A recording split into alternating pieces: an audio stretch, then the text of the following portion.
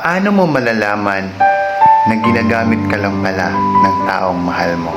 There is 3 reason. At ito ang rason kung bakit ka lang ginagamit.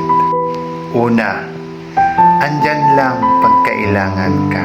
Pero pag ikaw na ang may kailangan at parang wala ka nang masasandalan at di mo siya maaasahan. At di mo siya maaasahan at binabaliwala ka lang. Pangalawa, pineperahan ka lang. Yung tipong pinag-uutangan ka or pag inuutangan ka ng taong yan at ikaw lahat gumagastos pati na rin sa mga luho niya. Sign na yan na ginagamit ka lang. Pangatlo, hindi ka talaga mahal niyan kahit end relationship kayo.